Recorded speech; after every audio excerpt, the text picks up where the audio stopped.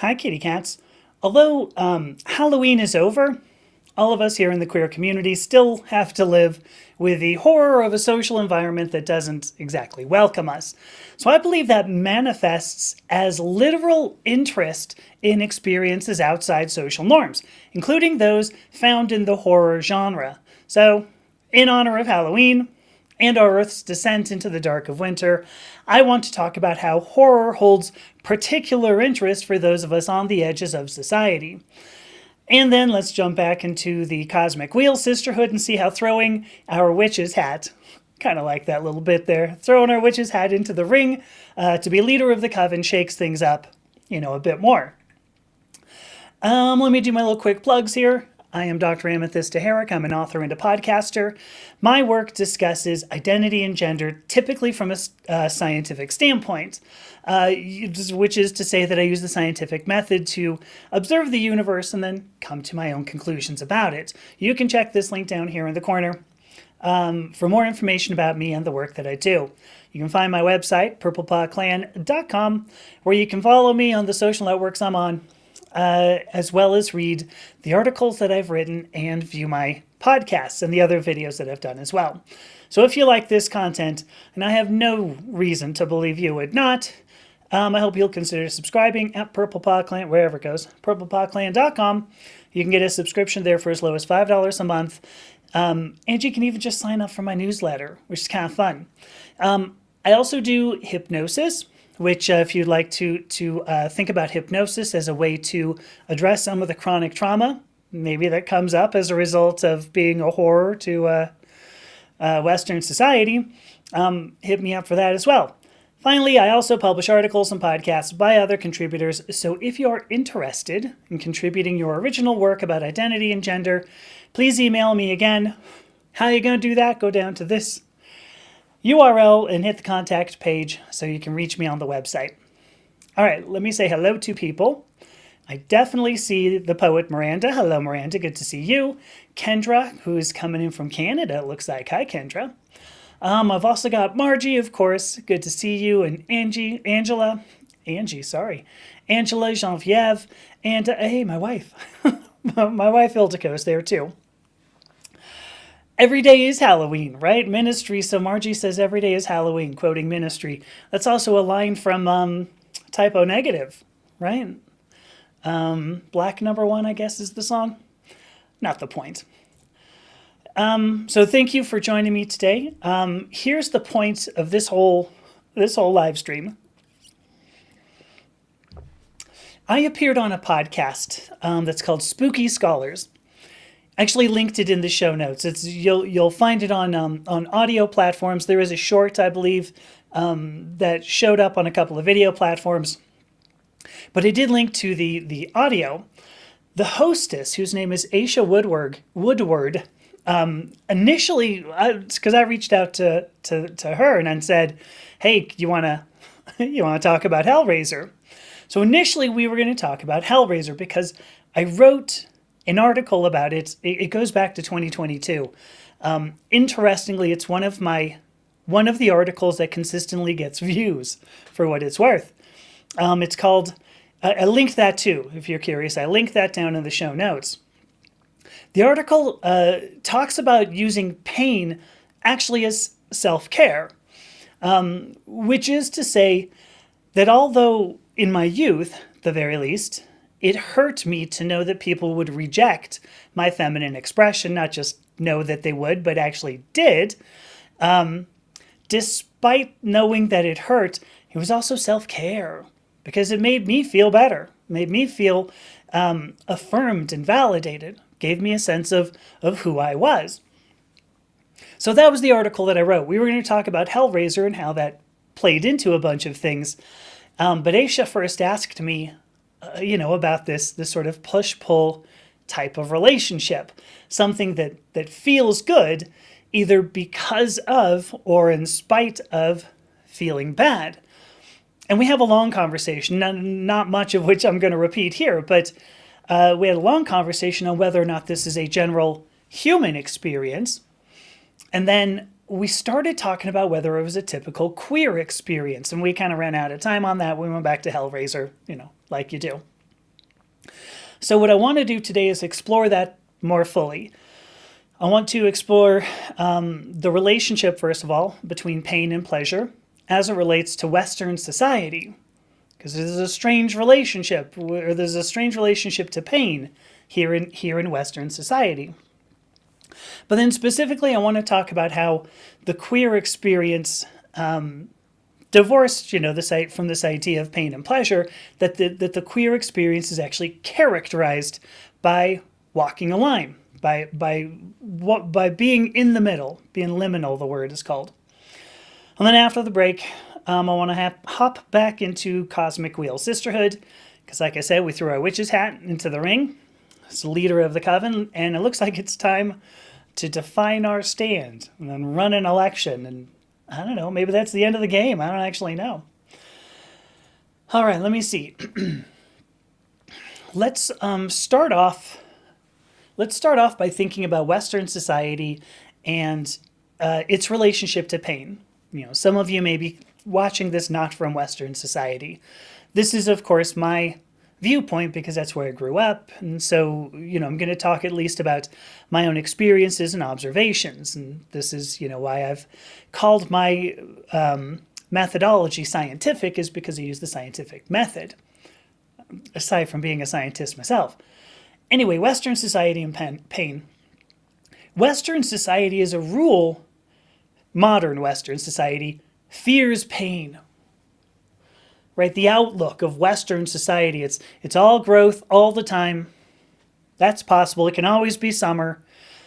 Things are always growing. You don't need to consolidate. You don't need to rest. There's never room for those. There's never room for those activities. I mean, in fact, when I was in industry, quick aside, when I was in industry, like it was almost a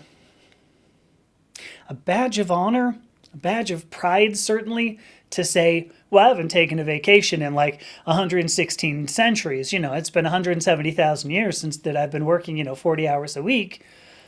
It was a badge of pride. It's kind of ridiculous, but hey, Jessica. So in Western society, we see pain as like this evil, just needs to be squashed. If you look at our medical system, medicine focuses on pathology, identifying pathology, not encouraging health.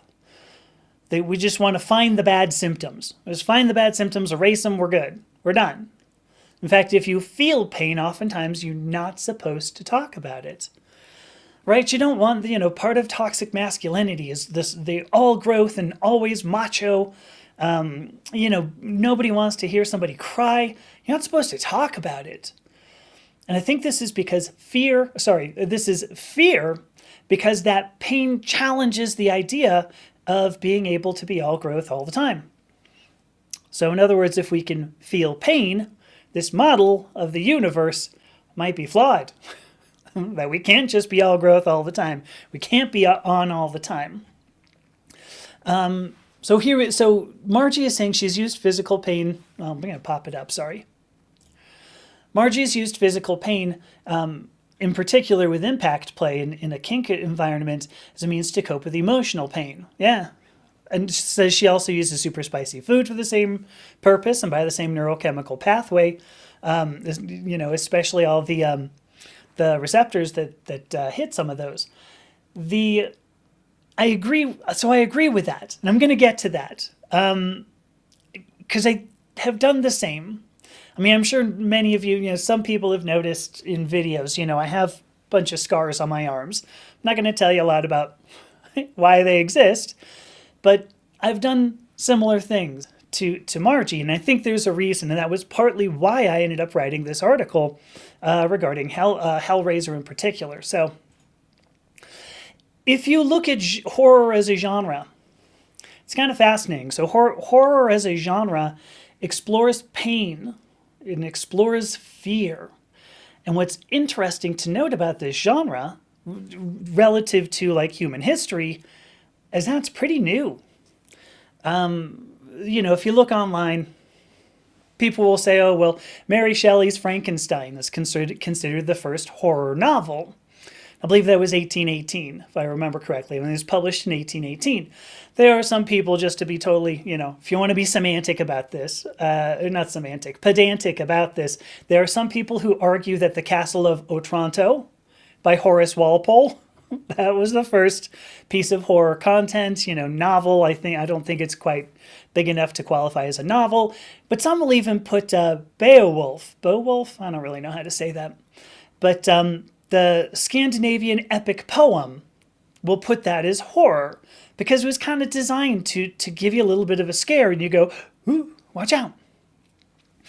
But horror is a genre. If you look at literature, if you look at storytelling, it was not common before about the 1800s. So, Horace Walpole was like 1760s, 70s. Forgive me, I don't know exactly when.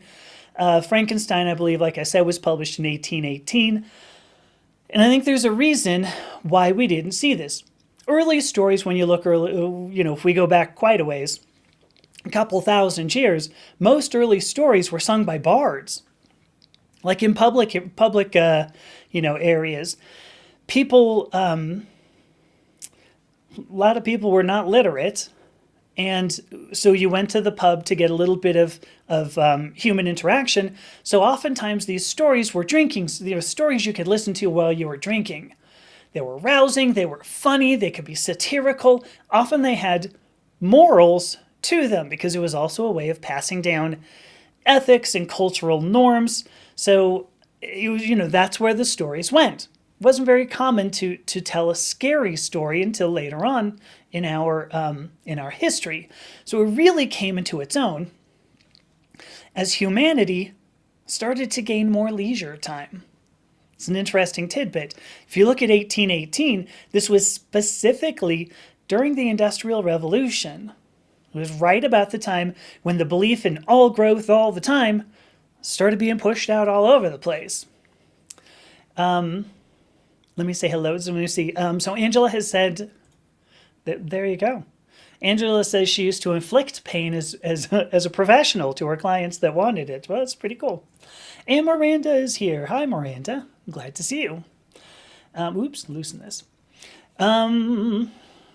Yeah, so Drace, hold on. So Drace is asking the question, so we're relating the queer experience to horror or grimdark narratives. Yeah, stand by. I think there is a parallel, although I don't know. There's not a significant overlap, so stand by with me on that. Anyway, we looked at horror starting to become prevalent not until after the Industrial Revolution.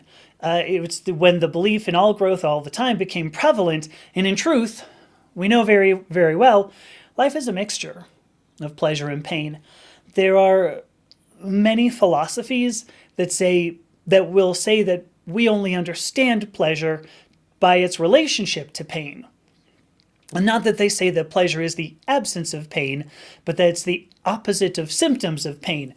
And that's a fascinating take, because I actually had a conversation with a veterinarian, a holistic veterinarian named Dr. Jeff Feynman. You can find him on this podcast is out there on my platforms there.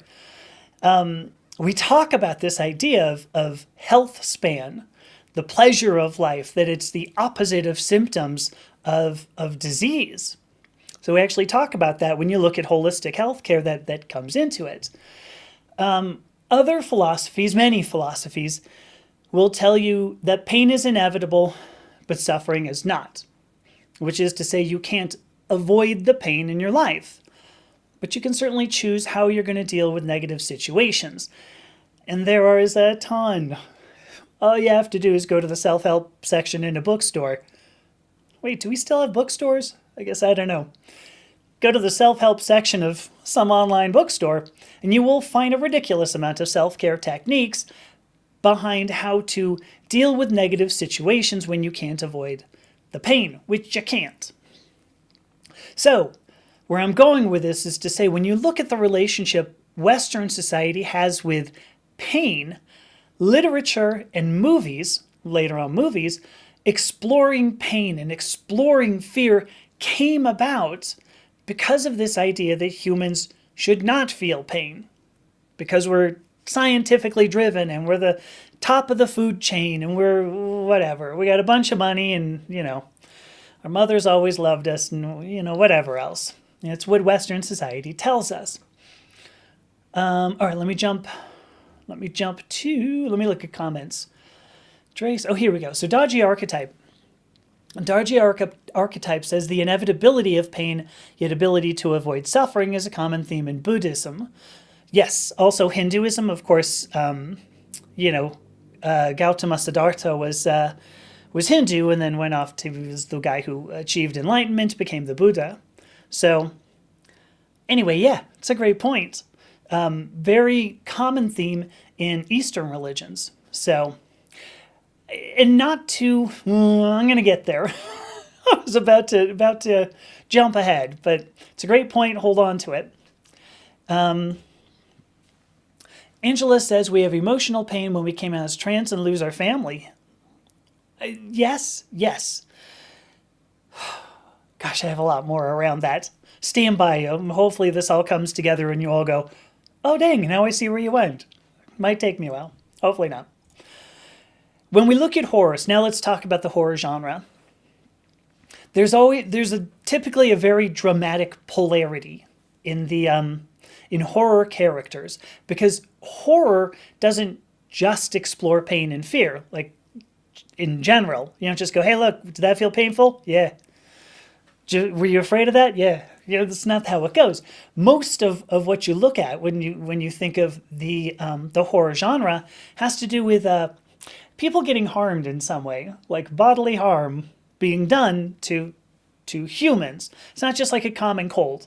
Like if you're having a common cold, you go, it's really painful, And impersonal war, specifically when you think about the United States and everything's, across the world, that you go, I would fear war, but you have no idea, right? It's not a common cold or an impersonal war. So horror contains very specific character types that help humans now here in this industrial revolution where we don't believe in pain, so that we can identify with it. Very frequently you will find that women are focal points of horror. Usually you have like a cute blonde girl, or you have like a group of girls, things like that, right? You can think about Janet Leigh in Psycho. You can think about Drew Barrymore in Scream.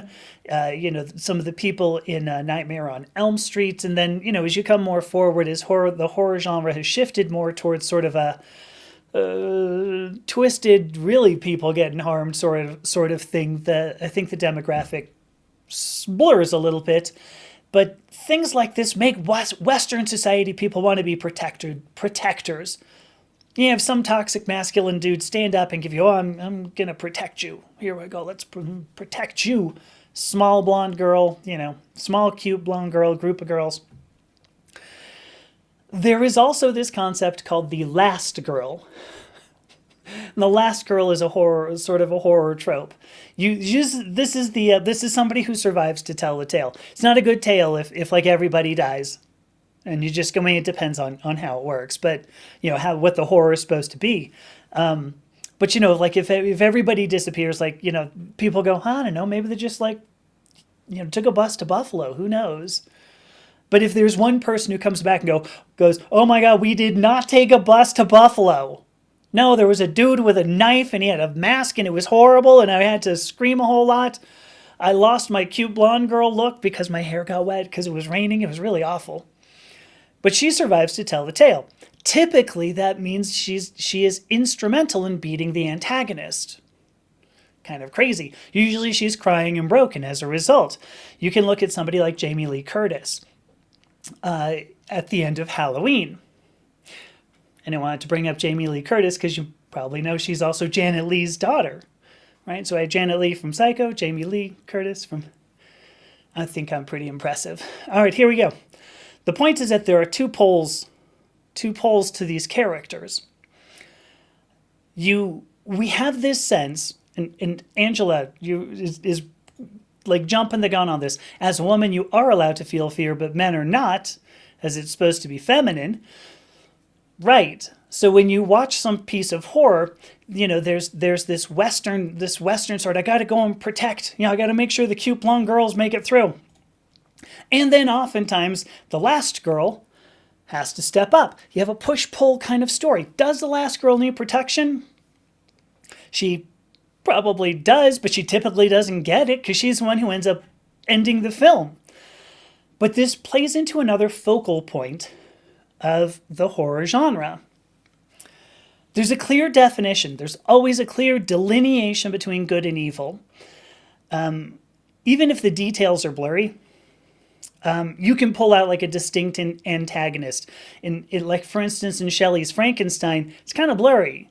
You go, well, is the monster the bad guy? Is the monster the antagonist? Not really. He ends up doing a lot of things, ends up like helping a lot of people, like explores quite a bit. It's really the scientist. It's Dr. Frankenstein, who represents science and playing with things that humans should not. That's a big role. That plays a big role in horror. The things that humans should not do. Slasher films, of course, you have like this generic slasher person, whoever. Usually they don't have an obvious motivation, or at the very least the victims don't know what the hell it is. They just kind of go, he's coming after me. He's coming after me with a knife. That was how I ended up in the rain. And then my hair was all messed up and now I don't look as cute and blonde or whatever. But in horror films, in horror stories, the last girl defeats the evil. So it's a strange thing. You go, well, she's the last girl. She's a girl. She's supposed to need a protection. But good doesn't need protection from evil. Instead, what we see is the good. In this case, defined as young, blonde, and pretty. Thanks, horror.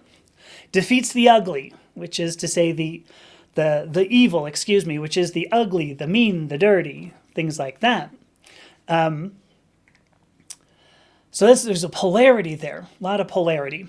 So let me check this. So where was the... Here we go. Oh, that's not it. Here it is. Margie, yeah.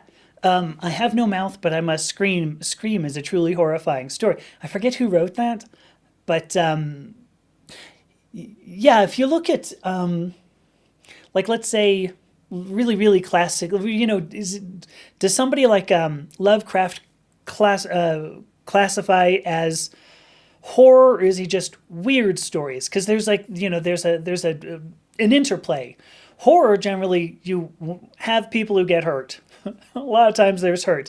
But then oftentimes you just have psychological thriller type things that people go, well, that's pretty horrific. Like, imagine this idea, you have no mouth, but you must scream. So, it's another thing. And that's another push-pull kind of thing. I think this is what horror is all about. I like this idea. So Ripley but see, you can look at anybody. If you look at, sorry, I should read this. Margie says Ripley from the Alien series is an interesting case of last girl, because she certainly doesn't need helping. Yeah, it depends on the movie. If you look at the Hellraiser series, you have Kirsty. Kirsty, who in the book is like just this somebody who's interested in one of the main characters romantically. In the movie, she's the daughter of the guy that she's interested in, or she's no longer romantically interested in him. She's his daughter. She ends up defeating the evil. Apparently she didn't need helping, but if you were to look at her, she was never intended to be cast as somebody who's like this really strong, like a Ripley. So, but yeah, and Dre says that she was thinking that Ripley and Aliens for the last girl standing trope. Yeah. So here we go. Here's Angela says it's also the people that fear what they don't understand, the same as people fear trans. Yeah, there's a fascinating little tidbit. Let me do station identification really fast, because there's in part it drove this. Here's my station identification. I'm Dr. Amethysta Herrick. I am a scientist and philosopher, I'd call myself, who talks about identity and gender, and today I'm exploring the intersection of horror and the queer community. All right, so part of what actually inspired this particular live stream, Angela, Ashe, as it turns out, Ashe Woodward sent me a link to an article. I forget what. It's an online magazine that I forget now. If somebody wants it, I can pass it out to them. But it portrayed the way that Riley Gaines is showing Leah Thomas, and maybe you recall, Riley Gaines and Leah Thomas tied for fifth place in one race, one swimming race, and as a result, Riley Gaines has now pulled together this, it's a whole career of being this MAGA spokesperson against transgender women in sports. So this article really explores. So Riley Gaines, if you've never seen a picture of her, she makes a big point of saying, look at how short I am. I'm very, very petite. I'm very, very short. She's like 5'5", 5'6". She's actually totally average for a woman's height. But she's blonde, and she's got these little chubby cheeks, Usually you would expect a swimmer to be a bit gaunter, but she's got, little roundish face and everything. Anyway, the point here is to say that Riley Gaines has been able to channel that because of the tropes in horror, the horror genre. She represents this poor, sweet, innocent, blonde, blue-eyed little thing that needed to be protected from this horrible, ugly, yucky, transgender woman who stormed into her and then stole nothing from her rather other than just, tying for fifth place, tying for a mediocre spot in a not very interesting race, so that Riley Gaines went on and did nothing in her swimming career. So, when you look at it, like, the evil is just not even, it doesn't even come close to evil with a capital E. I just go, how did this whole, tie for fifth place? So anyway, I read that article and I was like, oh, there's a lot to explore here. And I'm going to get there. I want to talk about something else really quickly, but I'm going to get to this intersection really fast because I think it's something that we can see a progression into. Ripley is supposed to be, you're saying, Drace, in Aliens, she's supposed to be a transgender woman? Because I didn't know that. And thank you, Margie. Harlan Ellison, that was the I have a mouth, but I cannot scream. Let me see. Drace also says, in a sport where people excel based on physical advantage, it's deemed unfair to compete over a perceived physical disadvantage. Yeah, for sure. For sure. What's interesting is, again, we're not talking about, like, somebody who beat the competition by 10 seconds and was, like, out toweling off. We're talking about somebody who tied for fifth place. Right? So, anyway. So Dre says it is in her characters. I had no idea. Transgender woman. Okay, well, Ripley's transgender. Who knew that? Oh, I mean, aside from Drace, because I didn't. All right, now, the next topic I want to talk about is liminality. Liminality. So horror, generally, you have push-pull stories. That's liminality to a certain extent. Pardon me. So liminality means the in-between. It's not quite one, but not quite the other. Liminal spaces exist in the middle of the polarities. We just talked about the tropes in the horror genre. You have a clear good, you have a clear evil, but then you have the kind of, well, I don't know. Is Kirsty, does Kirsty need to be protected if she's able to defeat the Cenobites? So liminal spaces exist in the middle of polarities. If you look in early stories, this could be literal. A literal liminal space, like the seashore, the beach. This is a liminal space between the stability of earth, the uncertainty of water. If you get on the surface of the water in a boat, this is everybody do it along with me. The surface of the water, you have a liminal space between the depths, the scariness and the silence of water, and the freedom of air where the birds are, that they're also going caw, caw. We see these stories, or we see these liminal spaces in stories of the underworld all over. Hi, Minnie. There's always or if you're going to the other world, the world of fairy, oftentimes you go like to the bottom of a lake, Hocha, hocha, hocha, here you are, fairies. So we see these liminal places. In early stories, these are very magical places. They hold great power exactly because they are liminal. They hold great power because humans have trouble being in the middle. We have trouble like holding two contrasting thoughts in our head at the same time. You know, I've spoken many times about how being both pansexual and transgender, I had people who were just like, can you just choose? Just like make a choice. Be one thing or the other. Just don't be both, because that's creeping me out. Especially when you look at modern society, we have stories of good and evil, man and woman, male and female.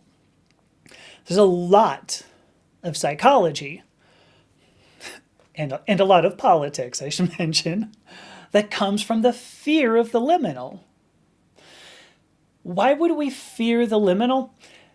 The thing is that rest and pain, and why will we not need the horror genre far back? It turns out that rest and pain, the idea of resting, right? The idea of not growing all the time, the idea of pain and necessarily, maybe having to rest through illness, these were well known to our ancestors. I'm not trying to say these were the good old days, because presumably they were not. But our ancestors had to live through winter. Might be harsh.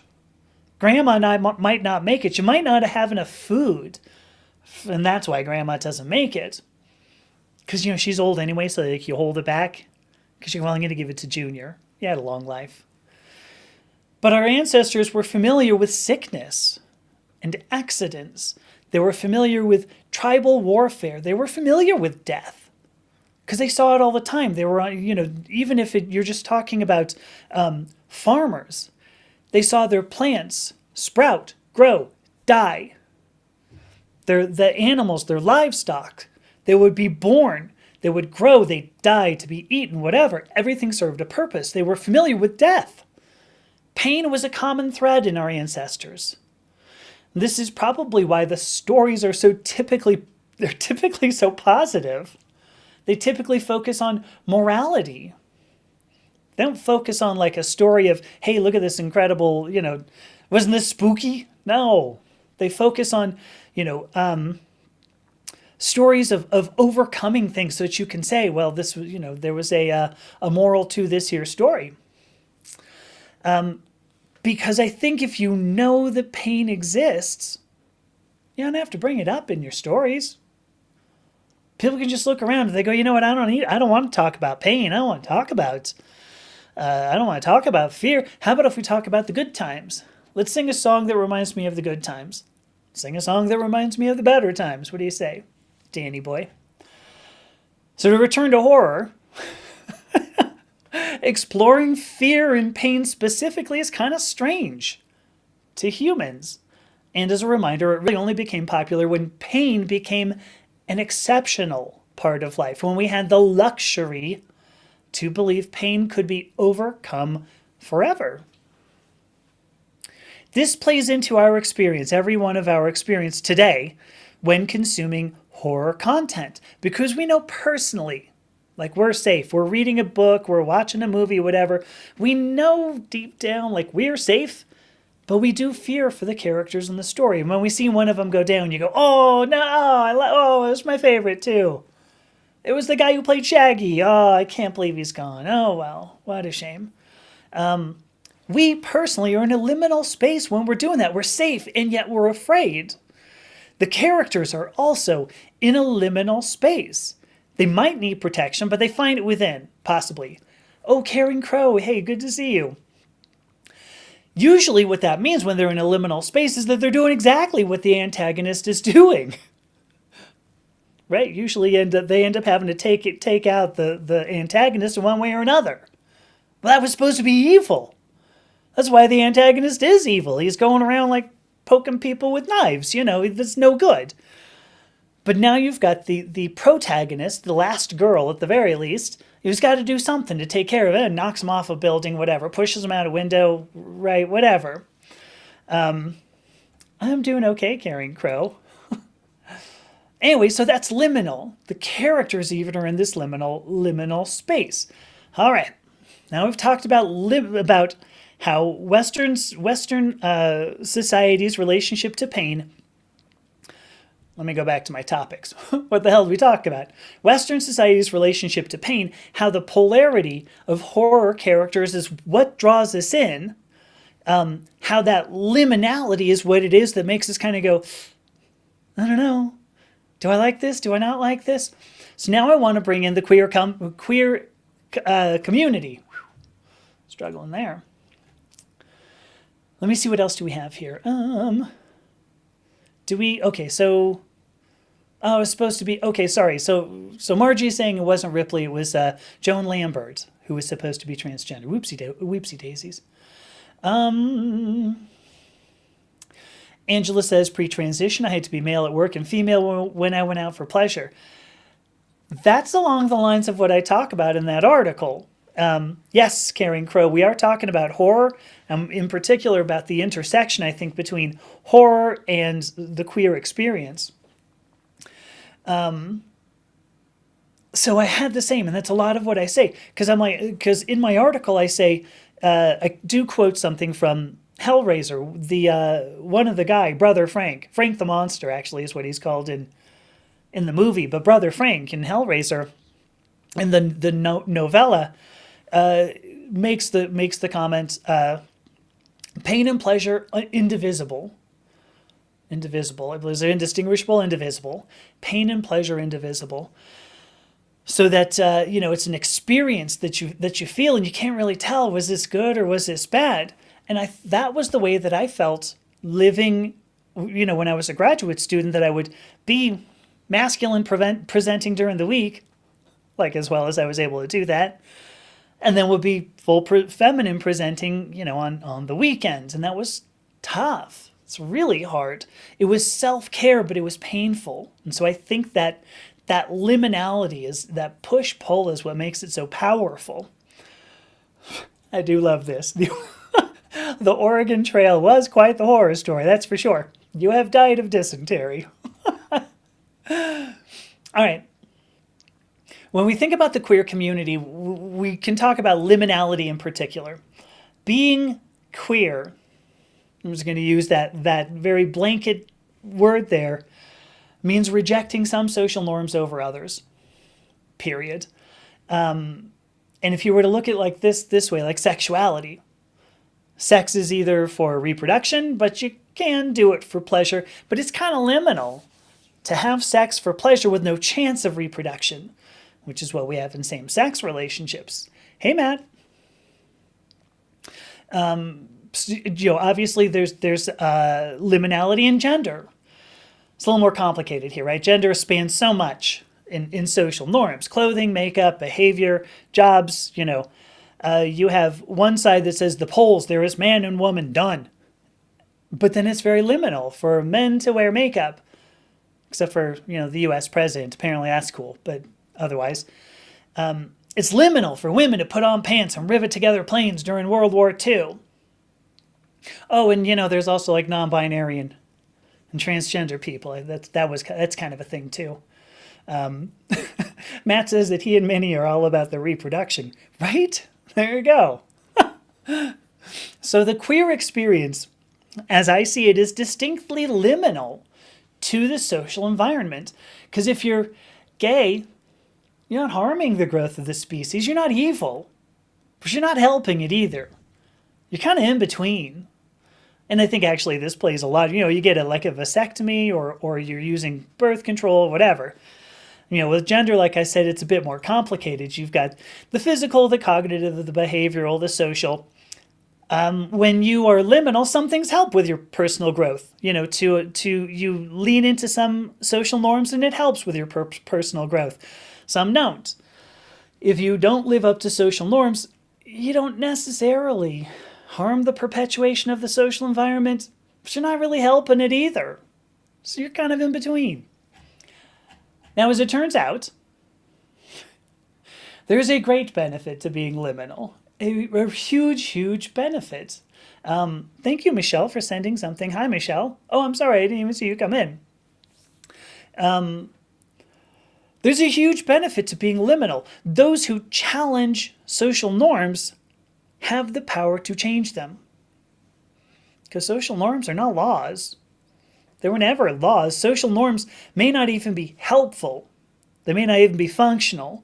They may not actually further the perpetuation of a social environment. In those cases, those who can challenge social norms can change society for the better. And there you go.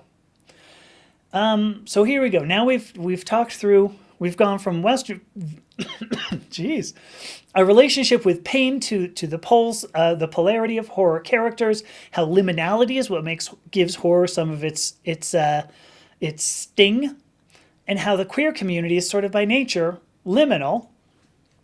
Now we can think about horror and the queer community. I realize it took me 40 minutes, but like, you know this anyway. This is going to take me forever to do this kind of thing, right? Gosh, I'm 20 minutes again. I'm Dr. Amethysta Herrick. I'm a scientist and an author. I talk about identity and gender, and today I'm actually exploring the intersection of horror and the queer community. So here were some cool things. Yeah, see, so pleasure from the pain. There's a that liminality is something that I think people love to explore. I know I did. I'm just sorry. I don't know. I mean, Bo Hall says they don't know why Donald Trump always wants to look like an Oompa Loompa. It's a good question. I don't know. This particular comment here. So Matt was saying that he and Minnie are all about the reproduction. They're not very good at it. Just need more practice. Completely agreed. Yeah, that's pretty. Drace makes a pretty good point. It's worth popping this up. Oompa Loompas are naturally photogenic. No matter the lighting or angle, they always appear orange. Yeah. I mean, you can also use them for some people get like the neutral gray cards. They're trying to figure out what should I set my exposure to, right? You can just take like an Oompa Loompa as well and just, there you go. It's pretty sweet. Let me see my least favorite social norm is the notion that we shouldn't wear socks in the shower. It's true. You wear socks, maybe you don't slip, and that's good. I think that's generally good. Let me see. All right, what do we got? So Matt says, I always respected Trump, and clearly a mistype. I always respected Trump's talent for being intensely orange and incredibly sickly in every photo. It is pretty impressive. Like, how do you do that? Right? I'm glad this landed. So Margie says, as a color theory expert, she's rolling on the ground, rolling on the floor, laughing at Oompa Loompas being used as reference targets, right? I think there's like a LUT out there. It's like Oompa Loompa LUT, Oh boy, I don't remember what LUT stands for, but it was funny. Just trust me on this. All right, horror in the queer community. I want to ask the question, because I don't think it's true. Is horror skewed toward the queer community? Like, do you see more queer people going, oh, I just adore horror? I think we are used to feeling liminality in the social environment. We're accustomed, this is somewhat of a somber statement, we're accustomed to acknowledging pain as part of our existence. We don't have the same luxury of ejecting pain from our lives like some people do. For many of us, that manifests as chronic trauma.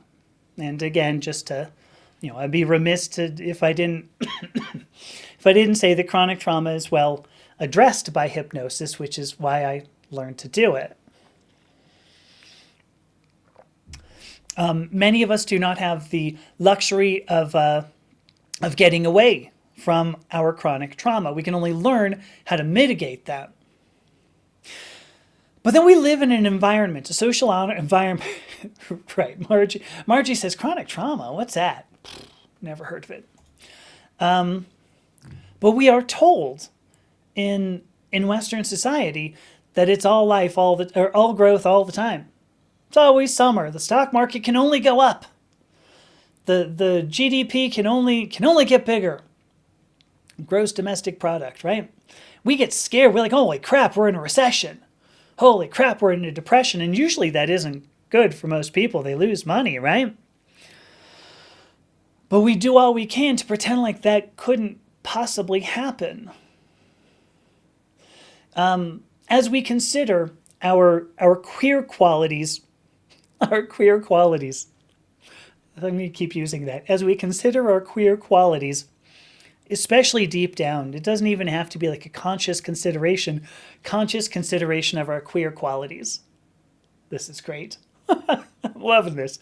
As we do this subconscious consideration of our queer qualities, does this naturally turn into this proclivity for watching horror? Obviously, there are people who like horror but aren't queer. I mean, I know that. It turns out Clive Barker, the author of Hellraiser, which I keep bringing up, is gay. How about that? But Stephen King, much more prolific than Clive Barker, not gay. Has a wife and kids, and it doesn't mean he's not gay. But and clearly there are people who are queer but don't like horror. Might be some of you here now. Not saying everybody does. This is obviously not a one-to-one. It's not like a circle. The Venn diagram that's a circle. But I will say this. Here I'm going to link everything back together. Horror as a genre became popular in the mid-1700s to the mid-1800s. This corresponds to the time of the Industrial Revolution, starts at the end of the 18th century, end of the 1700s, also corresponds loosely to the Victorian era. And I bring that up because it's there that if you start looking at laws, it's where we first begin to see queer activity seen as ethically wrong, and in fact starting to be legislated. There's actually a fascinating discussion that I have with Dr. Redfern John Barrett, also on the podcast, which was the topic of their doctoral dissertation. So, and what's interesting is that this came in regardless of what the Bible says, right? I mean, the Bible had supposedly been around. Christianity had been dominant at that point, by the 1800s, dominant for about 1300 years. Pretty dang dominant. Early societies, though, had very little issue with diversity in terms of gender or sexuality. So this lack of interest in calling these activities morally wrong was not due to lack of influence from Christianity. I hope I made that point correctly. It ended up the influence that caused us to start drawing together a horror as a genre corresponds about to the same time as queer activities were seen as ethically wrong in history. And I think it's really because we experienced the loss of the liminal in human existence. We started being taught all growth all the time. It's not because the Bible existed and all of a sudden people went, whoa, we should totally do what this book says. No. Early societies had no concern for that. And probably early Christians didn't. In fact, there are a lot of modern Christians, I think, who have no issue with diversity and sexuality at the very least. It's due to the loss of the liminal. And we've seen this also in other stories where we talk about the disenchantment of the modern world. Which is literally the loss of seeing things as magical. When you see things as either science or religion, there's no liminality. You can't go, well, where's the fun in this? Where's the liminality? When you can live a liminal existence, you are open to all experiences. Like the Cenobites in Hellraiser, we end up choosing not to distinguish strongly between pain and pleasure. Like Angela said, we can find, and Margie said, and Matt has said, although I don't know if it's in the comments, we can find pleasure in pain, including exactly the line of between pain and pleasure that I wrote about in my article. When you live a liminal experience, you know the pain is inevitable, but suffering is not. We don't need to hold on to this faith that good exists, because we know good is just around the corner. spring always follows winter, and summer always follows spring, and then autumn always follows summer, and then winter, but we know spring is going to be there. Good is a state of mind. When you live a liminal existence, you're adaptable to changes in the universe, in the society. You don't have to deny anthropogenic climate change. You don't have to be selective in the science you bring into your laws. If you're adaptable to changes in the universe and society, there you go. You can just look at the universe and society and go, okay, I was wrong. Let me move on. I'll fix my knowledge. So what does that make the queer community, as well as people who like horror? I think it makes us more accepting, more loving, more caring, more likely to live in peace, and as a result, more likely to live on and pass these virtues to the next generation. It means the queer community and people who like horror are the future of the human species. We're the ones who continue to recognize that human existence is not just all growth all the time, but rather a larger holistic experience. So I'll leave you with this. Go out and rent Hellraiser, or go out and be gay. You're making the world a better place. There you go. All right. That was all I had to say. Let me run through the comments here, because there were a ton. Oh my goodness.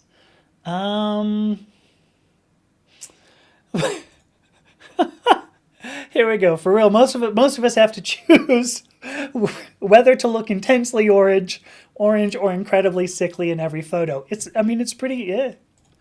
Matt brings up the queer horror films are some of the most unsettling he's seen. Yeah, there's some crazy ones out there. I mean, there are things there are. Yeah, I'm not going to mention a lot of them, but I saw the TV glow. I feel like I know this story, but I'm trying to remember what it was about and who was in it. I think so, but of course Matt says it got under his skin like few horror films do, just not in the way everyone kept telling him it would. Oh, I can't read. Margie says she hasn't seen it precisely because she's unsettled. And then Drace brings up, yeah, all growth all the time. Infinite growth on a finite planet. That seems foolish. And yet that is what Western society preaches, right? All right, let me see. Oh, so Matt says that I saw the TV glow is that he knows a few transgender women who were really struck by it. That's kind of cool. I didn't know. But here you go. Now Drace brings up, yeah, all growth all the time requires oppressing others in order to justify the transfer of the other's wealth into the hands of the oppressor. I don't know if there's much more I can say. Angela brings up, yeah, it became illegal to be a gay man, but lesbian women were still okay. So I don't know all the answers here. It'd be better to go find Redfern Barrett, on social media. The point is that what Redfern said was that it has to do with public baths. And I know I've brought this up here before. As people moved into London in particular, to work in factories, right? Industrial Revolution, all the whole happy crappy there. As they moved in, when the Romans moved out, admittedly quite a few centuries earlier, right? A little bit before. But as the Romans brought with them this idea of public baths. And oftentimes public baths were places where people would go and, just have a little fun. Typically men, right? Because especially Victorian women, you weren't supposed to go out of the house, right? There's a lot going on with Victorian times. Just wanting sex was bad, let alone gay sex. Yikes. So... here we go. Yeah, I have such sights to show you. Yeah, Pinhead was, as a character, is an interesting. One of the things that Ashe and I talked about. We finished recording, recorded an hour, and then I think we talked for like another hour afterward. Was how interesting it was that the the Cenobites start off as humans. And one of the things she asked me, was that good or bad? Maybe this is recorded, maybe it's not. But she asked me, what's my thought on that? And I said, I think they have to start off as human. Otherwise, they're just kind of like this. They're like evil. You just go, they're demons. They came from hell, right? They're just, But the idea that they descended into hell, became demons purposely. Like, that makes their story. Otherwise, you kind of go, whatever. They're just like bad guys. It's like Jason. Where the hell's he come from? How come he keeps coming back? Just 'cause. 'Cause he can. What do we have here? Did I miss? Oh, here we go. So Drace is also saying, I think in reference to it being illegal to be a gay man, that's clearly the male gaze at work, Angela. It also led to comments like bisexual men don't exist. Men who think they are disgusting, and all women are bi. Yeah. Wait, you heard that often? That's fascinating. Maybe. Let me see here. It's spring. That's pretty dang liminal, right? You just went through the spring equinox in the southern hemisphere. Equinox is very liminal times there as well. Usually, just typically, if you look in earlier back, we've had two holidays that really celebrate liminality, Beltane and then Samhain. If you're using the Irish, so Beltane, which is going into summer, that's around May, when everybody goes and has a good time in the forest, and then Samhain, when you're supposed to be able to commune with the dead. I mean, both of those two are supposed to be very liminal times when the other world was very close to the apparent world. So, all right, let me see. I had no. Look at this. Here's some Maori. So I'm not even going to try to say it. Wait a minute. Is this true? Religion reanimated Jason? That would change the story dramatically for me. So there you go. Oh, no. So